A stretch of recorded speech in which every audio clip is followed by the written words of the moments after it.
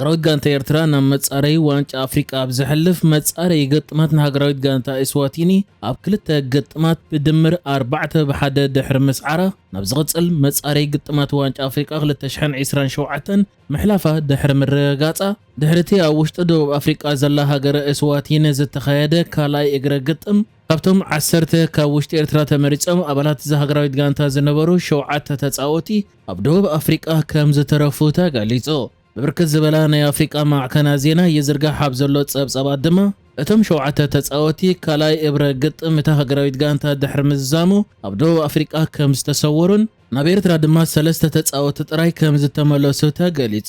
ሃገራዊት ጋንታ ኤርትራ ድሕሪ ናይ 19 ዓመታት ብኩራት ናብቲ ቀንዲ መጻረይ ግጥማት ዋንጫ ኣፍሪቃ ንምሕላፍ ሓደ ጸወታ መጻረይ ግጥም ዘካየደት ኮይና ኣብዚ ግጥም ድማ ብሉጽ ዝኾነ ብቕዓት ብምርኣይ ናይ እስዋቲኒ ብድምር 4-1 ስዒራያ ምሕላፋ ኣረጋጊጻ ዝነበረት ድሕርቲ ብሰንኪ ኤርትራ ንናይ ካፍ ወይ ፌደሬሽን ኩዕሶ እግሪ ኣፍሪቃ መለክዒታት ዝበቅዕ ስታድዮም ዘይብላ ብምዃና ኣብ ሞሮኮ ዝተኻየደ ግጥም ካልኣይ እብረ ጸወታ ኣብታ ኣብ ውሽጢ ደቡብ ኣፍሪቃ ዘላ እስዋቲኒ እትበሃል ቅድም ስዋዚላንድ እትበሃል ዝነበረት ሃገር ይተኻይዱ። ድሕርቲ ጸወታ ድማዮም እዞም 7 ተጻወቲ ግዜ ምምላስ ኣብ ዝኣኸለሉ ከም ዝተሰወሩ ተገሊጹ ዘሎ። እቶም ናብ ኤርትራ ተመሊሶም ኣለዉ ዝተባሃሉ ተጻወቲ ዓብለሎም ተኽለዝጊ፣ ናሆም ታደሰን ሮሜል ዓብዱን ምዃኖም ተገሊጹ።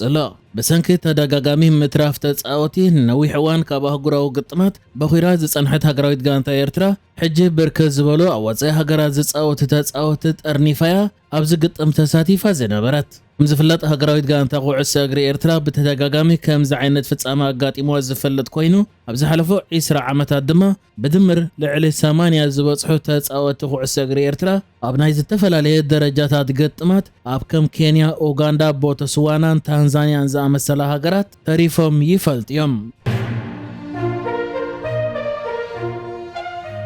ብሽም ጽምዶ ኣብ መንጎ መሪሕነት ኤርትራን ትግራይን እንዳሓየለ ዝመጽእ ዘሎ ዝምድና ይቕጽል ኣብ ዘለወሉ ግዜ ብምኽንያት ሆሳና ብወገን ኤርትራን ትግራይን ዝመጹ ብመኢት ዝቝጸሩ ህዝቢ ርክብ ከም ዝገበሩን እቲ ሃይማኖታዊ በዓል ድማ ሓቢሮም ከም ዘበዓልዎ ተገሊጹ። እቲ ዝተገብረ ርክብ ንርክብ ህዝቢ ኤርትራን ትግራይን ንምሕያል ዝዓለመ መድረኽ ምዃኑ እውን ተገሊጹ። ኣካል እቲ ትማሊ ኣብ ከተማ ሸራሮ ብምኽንያት በዓል ሆሳና መድሃነ ዓለም ዝነበረ ርክብ ህዝቢ ንህዝቢ ዝሕይል መድረኽ መቐጸልታ ሎም እውን መድረኽ ክልቲኦም ህዝብታት ክካየድ ምዃኑ እውን ተገሊጹ።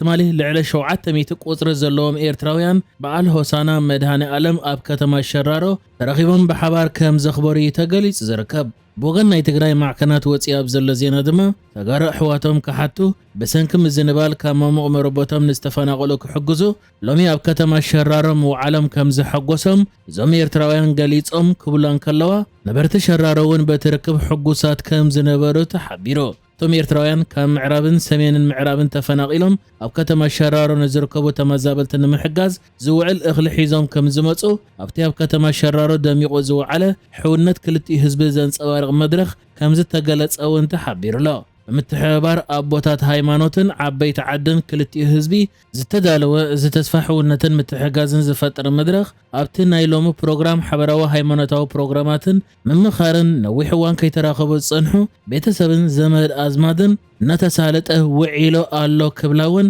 ናይ ትግራይ ማዕከናት ጸብጺበን ኣለዋ። እቲ ኣብ ሸራሮ ዝተረኣየ መድረኽ ርክብ እዞም ኣሕዋት ህዝብታት ናብ ታሪኻዊ ቦትኡ ይምለስ ምህላው ምርኣዩ ምዃኑ እውን ብወገን ትግራይ ዝወፀ ዜና የመልክት። መቐጸልታ ናይቲ ትማሊ ዝነበረ ፕሮግራም ድማ ሎሚ ብኻልእ መደባት ከም ዝቐጽል ተሓቢሩሎ። ኣብ ደባት ኤርትራን ትግራይን ኣብ ዝርከባ ዓድታት ከምዚ ዓይነት ርክባት ክግበር እዚ ናይ መጀመርታ ኣይኮነን። ኣብ ዝሓለፈ ዓመት ወርሒ 6 እውን ኣብ ዛላምበሳ ከምዚ ዓይነት ርክብ ተገይሩ ነይሩ እዩ። መንጎ ኤርትራን ትግራይን ዘሎ ርክባት እንዳዓመቑ ኣብ ዝመጻሉ ዘሎ ግዜ ብኣብይ ኣሕመድ ዝምራሕ መንግስቲ ፌደራል እቲ ርክባት ብዘይ ኣፍልጦ ዝግበር ዘሎ ብምባል ክልቲኦም ወገናት ኣንጻራይ ውዴት ይኣልሙ ኣለዎ ክብል ይኸስስ እዩ።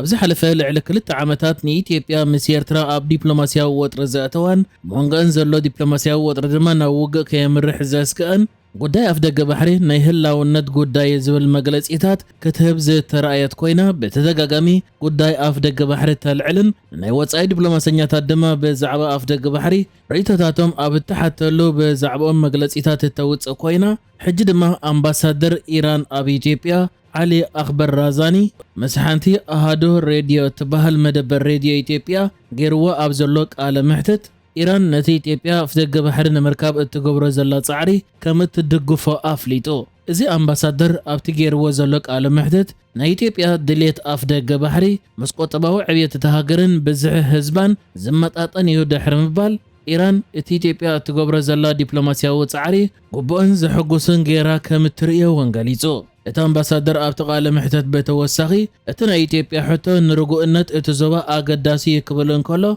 نتحتو بزاتا نمفتح زقبر صعري نرجو كونتات تزوبا وساني يلو أفدق بحرقة أن إثيوبيا جيوبوليتيكاو تسألوا كهلوا زقبر كم زخونون إذا أمباسادر تزاري ولا إذا أمباسادر أبزنا جيوبوليتيكاو تسألوا زربؤو لو النت أفدق بحرنا إثيوبيا نجيوبوليتيكاو تسألوا إثيوبيا بقرن أفريقيا نبحدش معرف كسجاجوري يلو زي كم زيلون كل دما بسنكتي إسرائيل أمريكان مس إيران زجبرو زلوا كينات مسأب هرمز بإيران ده حرم عتاو أبي إثيوبيا حزرت نداري يقتل كم زلون محبرات تتكمتن وهبتي هزباو مجوعزيا بسنك حزرت نافتان أبرحو كبابيتات إثيوبيا زجبرو زنو حقو عزي يسرزو كم زلوا قاليتهم فدريشن أسرحتي ترانسبورت إثيوبيا أبزهبو حبريتا بسنك حزرت نداري مجاشاتات نبكللات كاب 35 كسب 400 نكيم هلا وحبيرو أبي إثيوبيا كأتو زنورو 280 شح مترك طن ندادي بسنكي مقراص قرب ندادم كومدما بسنك كوينات إثيوبيا زسعبو وسخواغان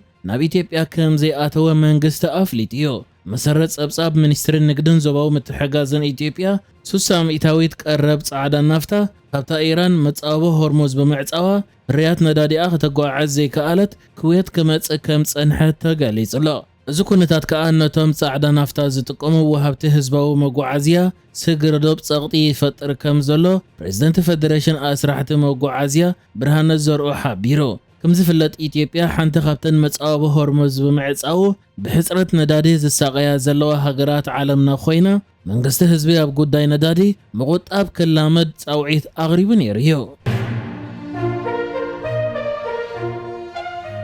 أمريكا أفريقيا مبقول زلوهم سدتنياتات ناب أوغندا سوغيغا نايز التفلاليا هاجرات أفريقيا مبقول زلوهم شوم منتسبات كاب أمريكا ناب أوغندا كم استسوغو تغاليصو أوغندا مس إسواتيني غانان دوب سودانن كاب أمريكا استسوغو سدتنياتات نمقبال سمع كاب زفرما قال هاجرات أفريقيا حنتيا زن هاجرات أبز حلف عمت سمع متيا سدتنياتات كاب زفرما نزحر زينا يحجيك قداماي سقومتيو منستر قدايات وصاي أوغندا دانيا أمريكا مسواغ نايتم سدتنياتات مسازدقه تمال ربع نابتا هاجر كم زاتو أفليت لا እቲ ሚኒስትሪ ኣብ ዘውፅኦ መግለጺ እቲ ምስ ኣሜሪካ ዝተገብረ ስምዕ ኡጋንዳ ናብ ሃገሮም ክምለሱ ዘይክእሉ ሰባት ውሑስ ሳልሰይቲ ሃገር ከም ዝኾነት ይሓቢሩ ማሕበር ሕጉ ኡጋንዳ ነቲ ናይ ኣሜሪካ ስጉምቲ ብምኹናን እቶም ውልቀ ሰባት ናብቲ ሃገር ብዘዋረድን ኢሰብኣዊ መስርሕን ብዝተኸተለ መንገድን ከም ዝመፁ ገሊጹ እቲ ትካል ነቲ መስርሕ ዘይሕጋዊ ብምባል ዝነቐፈ ኮይኑ ናብ ቤት ፍርዲ ክወስዶ ምዃኑ እውን ኣፍሊጡሎ